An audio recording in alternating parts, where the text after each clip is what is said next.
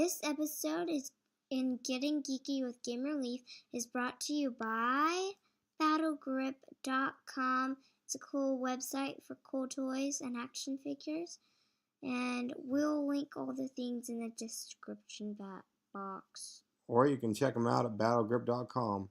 Thank you for joining us tonight, and we'll catch you at Kickstarter Corner.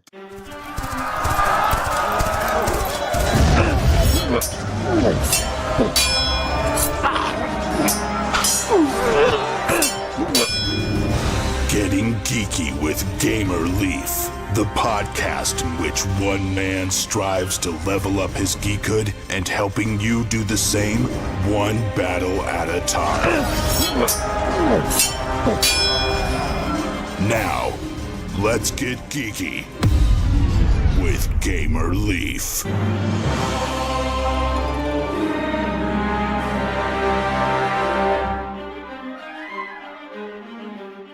Welcome aboard, Operative. You have successfully completed your training and all the aptitude tests. You are now a full member of the Special Executive Assault and Recon, or what everyone names the Spear. You and your fellow operatives have the onerous task to protect the world from biological and paranormal threats, but you are not alone. The first thing you need to understand is we don't exist. The Spear is a clandestine organization, independent, and with no affiliation whatsoever. The Spear operates at an international level with the purpose of preventing the world from falling into chaos. Only a few individuals and organizations are aware of our activities. Our mission is to track and neutralize eugenics and psychic threats without taking any sides. There's a secret war out there between those who want to control biological evolution and those who believe psychics will dominate the world. Whoever wins will be able to shape the future of human evolution, unless we can do something about it. To succeed in our mission, recruit psychics like you, gifted with incredible powers, and trade in black operations. However, the world is changing at an alarming rate, and we have to face new menaces each day while trying to adapt. Make no mistake, Operative, this is the fight of your life. So you think you have what it takes? Let's find out now. Sound familiar to you? It didn't to me neither, but this is a story of Titan Effect RPG for Savage Worlds, a new role-playing game that is currently out on Kickstarter, just about finished up, and we're lucky enough to have on Christian Name, the creator mastermind behind it. Is that correct, Christian? Yes, exactly. I'm the creator and the main writer, but I wrote the project with two co-writers, Ghislain Bonnet and Daniel Emar, who are not here today, unfortunately. Okay, well, hopefully I didn't slaughter your name. Thanks for coming on Getting Geeky with Gamer Leaf. We really appreciate it. It's been a little bit trying to get it to work out, so sorry about that as well. No problem. But yeah, we really appreciate you coming on the show. Let's rewind a little bit before, if we can. How long have you been in role-playing, and how did you get started? How long do you mean as a creator or a player? Just as a player. How long have you been playing role-playing games? I'm almost 40, and I've been playing role-playing games since I'm 10. Oh, wow. Was there a hiatus? A lot of people start like when they're young and then they go on a hiatus or stop for a while. Did you do that or not? Not really. I never really stopped. I had a few periods where I didn't play a lot, but I kept reading role-playing games and writing stories. But I never left. Well, that's cool. That's cool. Cool beans. What was the first game? Did you start with Dungeons and Dragons or something else? Or no, I started with Star Wars, West End Games edition.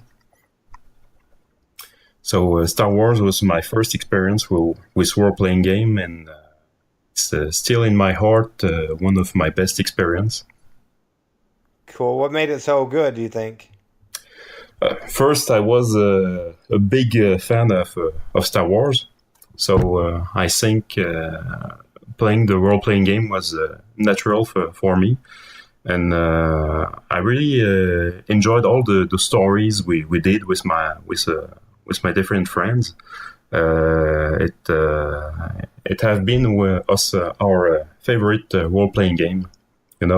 We played a lot of other role-playing games like Shadowrun, Cyberpunk, Torg, Vampire, and even Dungeons and Dragons. But Star Wars had always this special place for us. Cool beans. So, how does somebody go from playing Star Wars and all these other games to creating a role-playing game themselves? Oh, it's a very long journey.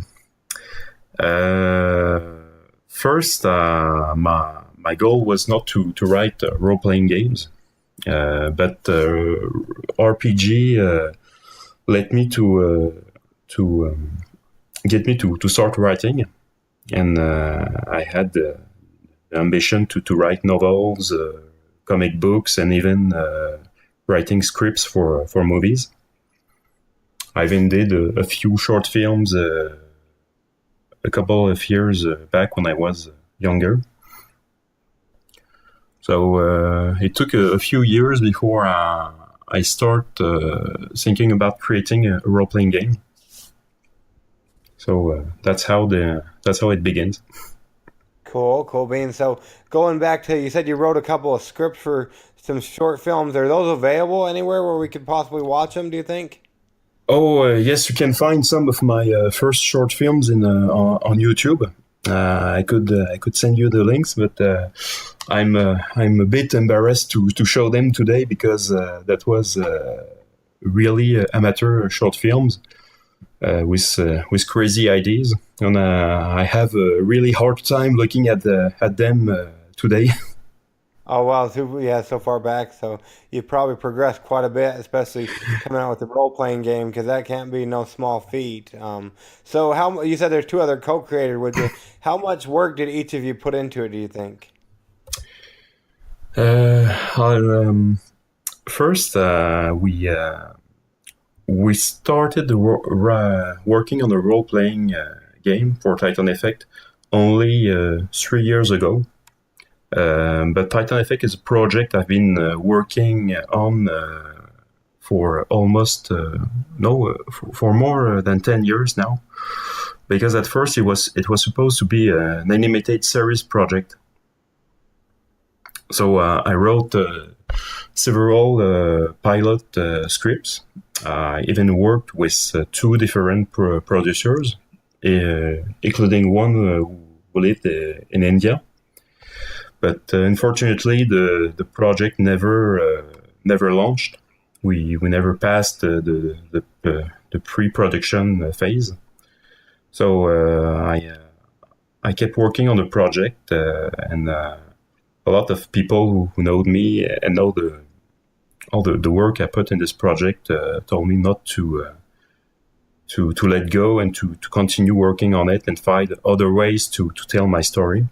So I started working on a comic book project, and with my two friends, Daniel and Gisela, who we played role-playing games for more than 15 years now, and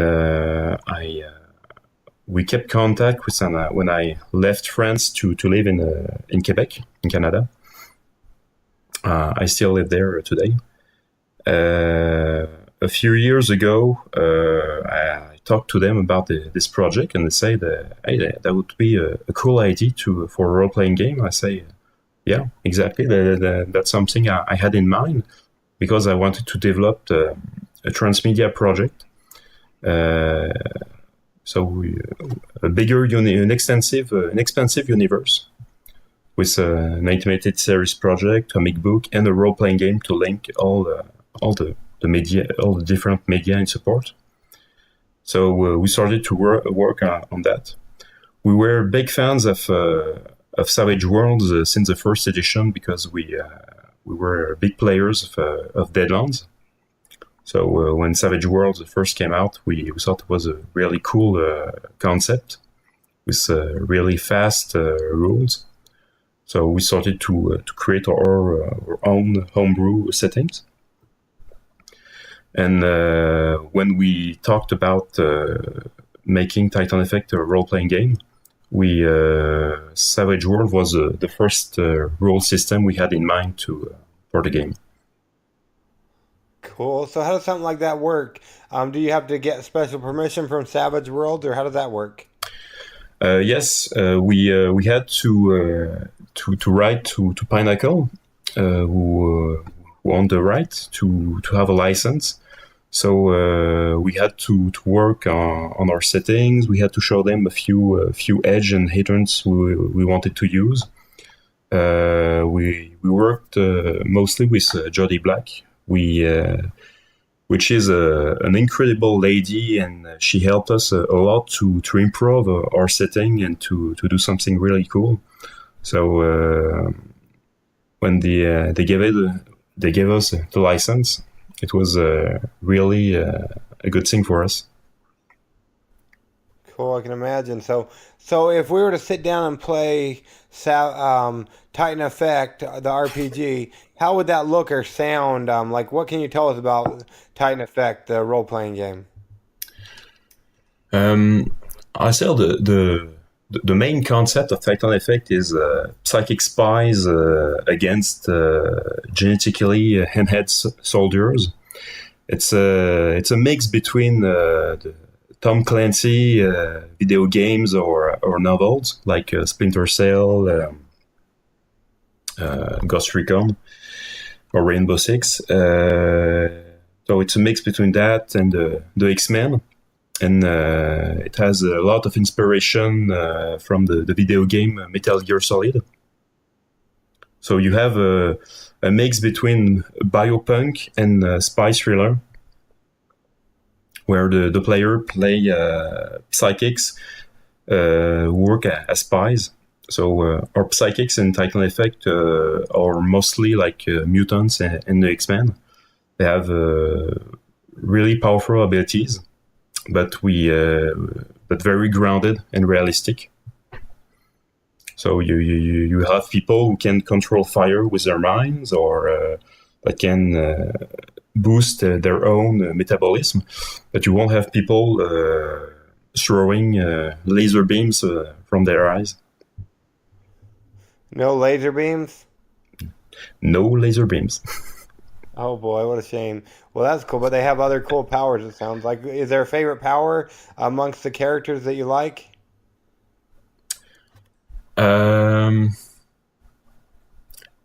Yes. In the main story, there's a powerful telepath. So she can, of course, read into people's mind and control their action. But she can also make herself disappear, or friends. She can change her appearance. Unfortunately, it doesn't work with electronic device or cameras. So that can bring to interesting situations. So would that be like one of the edges and hindrances? I haven't played Savage World, but we got the books and stuff. We were looking into trying to play it, just kind of overwhelming with everything. But is that deal with edges and hindrances? Why she can be seen by cameras but not by other people? No. For the powers of psychics, we used mostly the Superpowers Companion, second edition. So our approach was really like superpowers, but with a more grounded approach. So some powers, like for example, you have invisibility. So if you take invisibility as a telepath, you have to take the limitation that can affect cameras and electronic device. There's 4 categories of psychics in Titan Effect. You have biokinesists, who can control their DNA and other people's DNA. You have espers that have extrasensory perception. They can see things from distance. They can enhance their sense. You have also the telepaths, like I mentioned before, and you have the psychokinetics, or psych, as we call them, who can control energy or matter. Most of them choose one type, like for example, electricity or fire, ice, cold, etc. So a biokinesist can also take invisibility, but his ability won't affect his clothes. So if he wants to become invisible, he'll have to leave all his clothes behind. Oh boy. So you have the same power, but with two different categories. The way it works is very different. Okay, cool beans. So yeah, that sounds really fun. So what's the purpose? What are you trying to do while you're playing that role-playing game? What is the main mission? Main mission is to prevent the world from falling to chaos. That may sound a bit cliche, but in Titan Effect there's some kind of a secret war between different organizations and factions. You have the Olympians, like there are some equivalent of the Illuminati with a more complex background. They want basically to control the works through eugenics. They want to control, create a perfect breed of human. You have Directorate that is a Russian secret organization that want to dominate the world, but who want to use psychics. Basically, in fact, they want to make psychics or Russian psychics the ruling class of the world. You have Typhoon, that is a bioterrorist organization with a post-humanism agenda that wants to bring chaos, to destroy the Olympians, and to force human evolution. So then they like to experiment using chimera virus and create forced mutation. You have you have the Ares, that is a private military company and a proxy for the Olympians that create hybrid soldiers with animal and human DNA. And you have two other organizations more esoteric.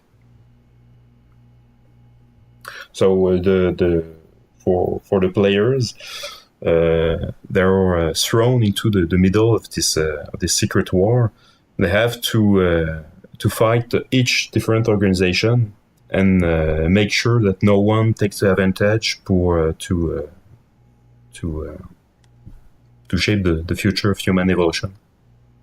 Okay, cool beans. So, per se, somebody fell asleep like mid-interview or whatnot. It wouldn't be because of you or your accent or the game. It'd probably be because they're sick of my podcast.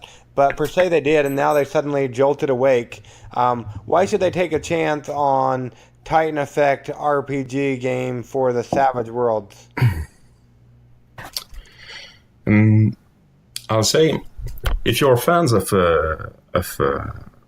espionage, science fiction, or military science fiction, and you want something that sounds familiar, but with a unique twist, Titan Effect is a game for you.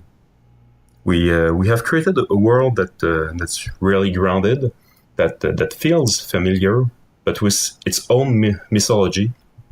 We bring something very different, and we manage to make different elements that would be chaotic in most settings, but we manage to make it consistent and unique. Okay, cool beans. And it looks like by the time we release this episode, you'll probably be close to the 48-hour mark, and it looks like you just recently did a major project update. What can you tell us about that?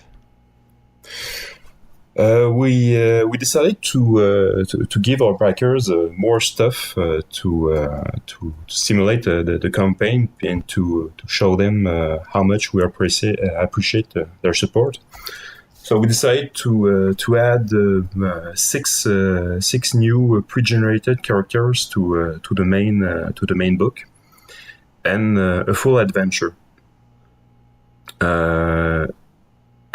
Initially, in the book, there was only a mission generator and mission hooks and adventure hooks and suggestions, campaign suggestions for the game master.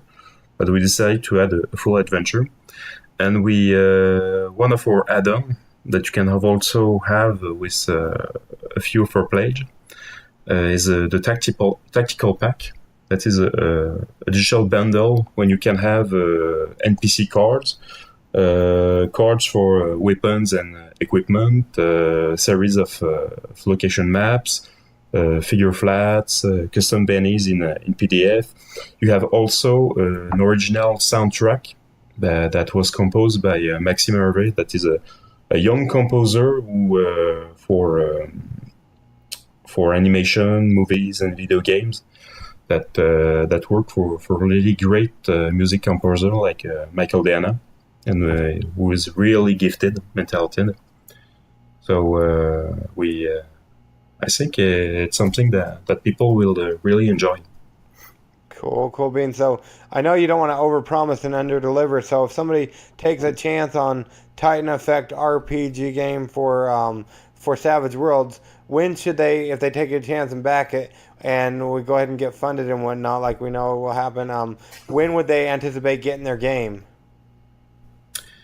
We plan to deliver the PDF version of the final book in April.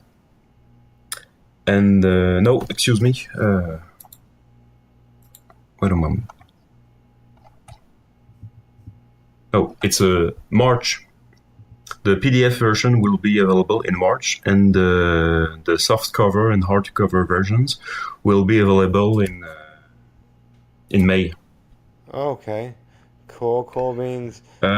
To reassure people, the texts are 75% completed.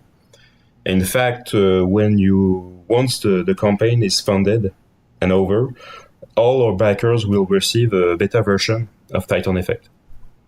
What kind of version did you say? A beta version, or work in progress, if you prefer. You have beta. Okay, sorry. Yeah. Okay. With 75 pages. So you have all the rules to create characters. You have background information for the game master, like an alternate timeline, information about the spear, and 4 of our main enemy organizations. The final version will have 2 more organizations for a total of 6. In the beta, you will also have almost 20 NPCs and creatures. The final version will have more than 40. And you have also a mission generator. So you have everything to start playing and running Titan Effect games while waiting for the final product. Well, there you go. That makes it nice. So you don't have to wait. I know with a lot of Kickstarters and stuff, you have to wait before you can play the game. So that's cool that you won't have to wait. I understand that can be really frustrating, and that's something we wanted to avoid. That's why we waited to be ready to launch our campaign. Cool beans. So it looks like you're fulfilling through drive-through. Is that correct? Yeah, exactly. You have also available for the moment a demo kit for Titan Effect, so people can already try it. You have a few rules, an introduction to your universe, and 5 pre-generated characters, and a short adventure. Recently, we created an alternate version of this demo kit for people who don't have the Superpowers companion. We know that not everyone enjoyed the Superpowers companion or don't have it. So for playing Titan Effect, it requires to buy 2 books like the Savage Worlds Core Rules and Superpowers companion. So that can be frustrating for some people. So we decided to add alternate rules for people who don't have the SPC to only use Savage Worlds book. Okay, and do they get a Savage Worlds core book when they back the project? Is there an option to do that or not? No, unfortunately, it's not possible. Okay. You have to buy the book separately at Pinnacle Entertainment or at Drive-Thru RPG. The PDF version for the Superpowers Companion and the Savage Worlds Core Rules are $10 each. Okay, cool. And we'll make sure we leave links for everything in the show notes. So, yeah, if you're driving right now, pull over to the side of the road and click that button so you can go ahead and hopefully by the time this airs on Monday morning, hopefully we'll be going for the stretch goals. But either way, go ahead and back this great project so you can see it come to life and so you can get your games. And also, yeah, we really appreciate it, Christian. Now, the next part, I don't know if you've heard any of our podcasts, but the next portion is called Adventures in Application Acquisition, where we talk about an application, be it for cell phones or tablets or computer or anything. Is there an application that you use a lot of? It doesn't have to be related to role-playing games necessarily. An application that I use a lot? Yes, sir.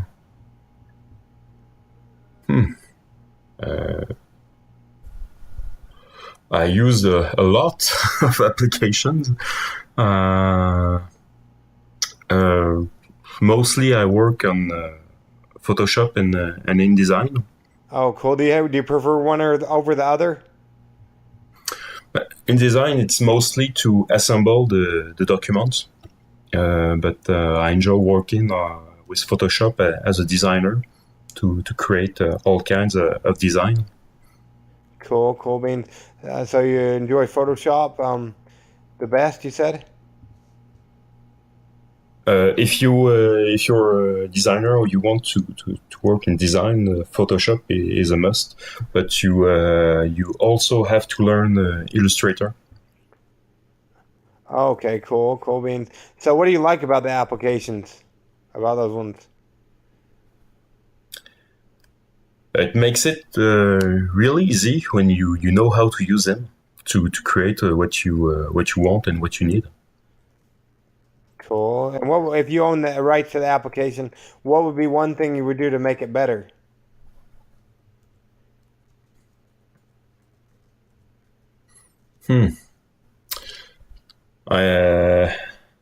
One thing I'll do is with each new update, I'll try to avoid removing cool features that was there before. Oh, they get rid of features? That's one of my big complaints with Adobe is that each time they add a new update or a new version for their creative suite, they add new cool stuff, but they remove also useful applications or tools. Oh boy. Yeah, so you heard it here first on Getting Geeky with Game Relief. Don't update your thing, or if you're going to update it, make sure you're not getting rid of the things that are working.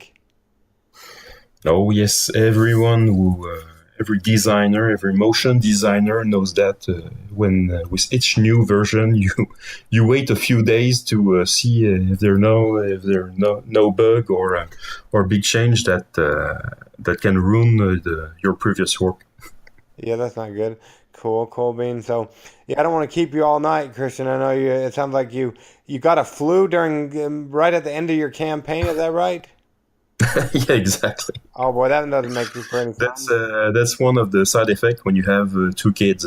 Yeah, we're running a Kickstarter and 2 kids, maybe. I don't know. And a day job. Yeah, that all adds up together. So no sleep, and then yeah, that's horrible. That's not good. But hopefully you're feeling better. Yeah, we don't want to keep you all night. But one more quick question for you. So this is well, a couple maybe. Is this your first Kickstarter you've done? Yes, indeed, it's my first. So any advice you can give to somebody else who might be thinking about launching a game anytime soon? Don't rush things. Plan your campaign ahead and read a lot of other campaigns. Read blogs about campaigns and ask advice to other people who run Kickstarters. That's the best thing you can do. I had the chance to talk to great people like James Gantry from Highlevel Games, who run several successful Kickstarters and who gave me a lot of great advice. You that's something you need to work and to plan before you launch your campaign. The more ready you are, the more smooth your campaign will run. Well, that's good. Cool bean. So yeah, and is there? I know it's almost over or whatnot, but is there any other podcasts or YouTubers or anybody that people can go look at and see if they might like Titan Effect, or anywhere else you talk to people about it online? Yes, we made a couple of weeks ago a podcast with the Wild Die podcast. The Wild Die, is that what you said? Yes, the Wild Die podcast. It's a podcast about Savage Worlds, and there's Highlevel Games that made a great review of Titan Effect beta and the Kickstarter. Okay. So I think it's really encouraging, and I think people who will read it will want to back our project. Okay, so Wild Die and Highlevel Games, you said? Yes, I'll send you the links. Yeah, that'd be great. Yeah. Then I can make sure I put them on the show notes. That'd be great. Yeah, but like I said, we don't want to keep you all night, and get some rest before you. I imagine the 48 hours leading up, that might be pretty busy. Hopefully for you on the Kickstarter. Yes, I hope to. Cool beans. Yeah, well, we'll let you go. But one more thing. Minus coming there to, it sounds like Canada, to stalk you. How would people go about finding you? You mean finding about the project? Yeah, you were the project. How would they find you online so they don't have to come stalk you in Canada?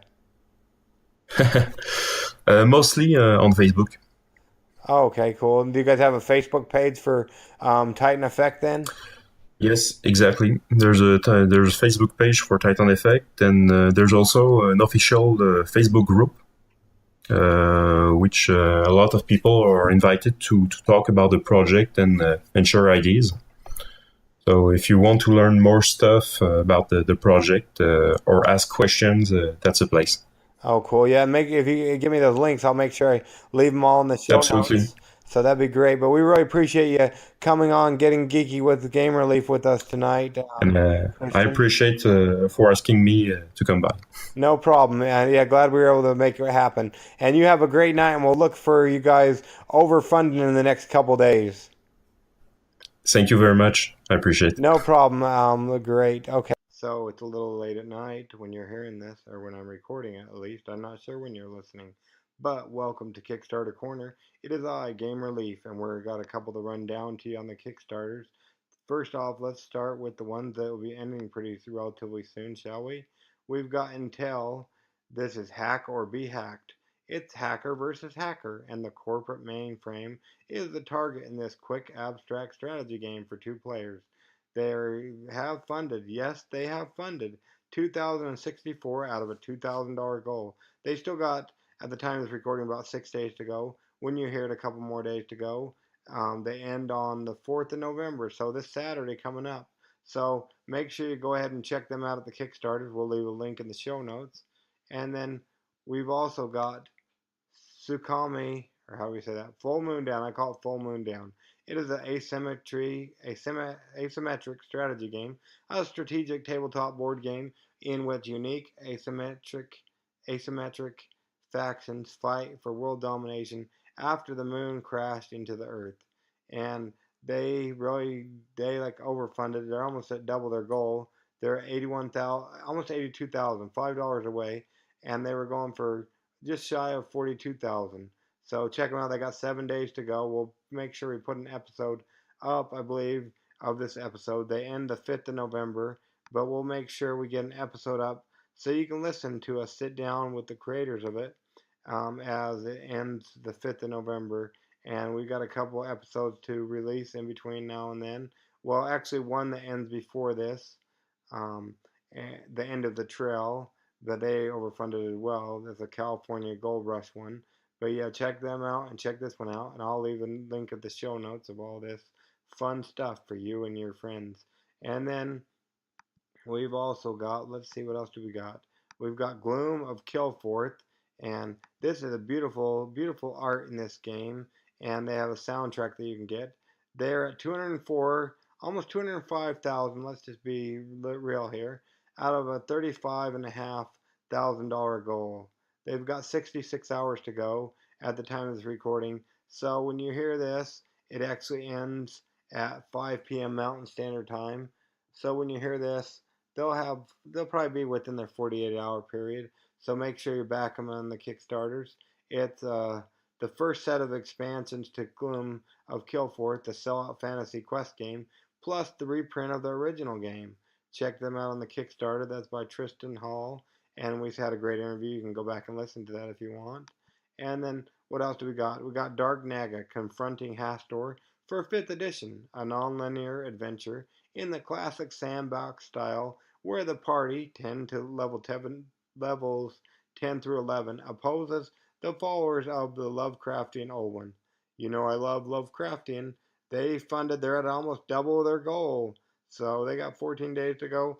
Let's help them get after it. Okay? They'll probably have some stretch goals going on. Or they should. Do they? Let's see here.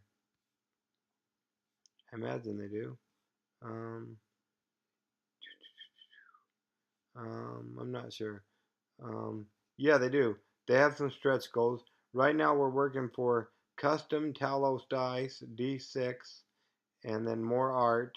I want to say they're almost working for more art because they're 4,000. Yeah, they got the $3,000 one. Now they're going for more art. So when you hear this, they might be going for that. So check them out on the Kickstarter as well. And then let's see what else do we have here. We have some other great ones if I can get there. Shall I get there? Shall I not? I shall. So we've got, let's see here, Adventures in Zombiewood, a fast-paced cooperative homage to the zombie genre. Finish your movie, fight the horde, and survive to see if your film's rating. They are overfunded now. $3,418 out of $3,000. They got 2 weeks to go. Check them out. They end on Veterans Day, the 11th of November. Check them out on the Kickstarters, people. And then we got Roadkill Vendetta. By the time you hear this, they'll have 3 or 4 days remaining. And they're very far from their goal. They got 3,314 out of the $28,000, $29,000 goal. But it's a tabletop game where horsepower meets firepower with rules and models for all new factions, warlords, vehicles, and support units. Check them out. This is by the Infinity Gate, and if they don't fund, hopefully they will relaunch. Yes, sirree, Bob. And then we got Record. Unfortunately, they didn't fund the first time, but if you go to yanaganagames.com /record, we'll put that in the show notes. You can sign up for a mailing list to find out when they will be launching on a Kickstarter near you. And so check them out. Then we also have Space Corridor Battle Terrain, bringing you all plastic Space Corridor terrain set, ideal for a vast range of sci-fi 28mm war games. So check them out on the Kickstarter. I believe they have like something crazy like 42 weeks to go or something or another. So that's interesting. And then let's see here. We've also got, let's see, did we get all those? I think I closed one out. So let's see here. We've also got this great one. You'll love it. I know I do every time I hear it. And you probably are sick of hearing it. But we will play it. So any ideas what it is? Probably not. But let's blow your socks off anyway, shall we? I think we shall. Here we go. Space fighter fighting in space. Space fighter fighting in space. Which Game Relief does no justice to that, so sorry to the creators there. But I really hope they fund. Right now they're at 8,827 out of a $35,000 goal. So if they don't, I hope they can go ahead and relaunch. They got 7 days to go, so about 3 or 4 days to go at the time of this release. And let's see, do we cover them all? We've got, let's see here, we've got INTELLE, Full Moon Down, Gloom of Kilforth. We've got Dark Naga, Confronting Hastur, Space Fighter, Fighting in Space. We've also got Record, they're relaunching, Adventures in Zombiewood, Roadkill Vendetta. Yes, sirree, Bob, we got them all. So, it's Kickstarter Corner, like we always. Sorry we didn't have Barbarian or Princess Leaf on today. They were pretty tired, that's why they didn't make it. But, hopefully we'll catch them on the flip side. And this has been Getting Geeky with Game Relief. We will catch you on the flip side. Don't forget to put your reviews into iTunes.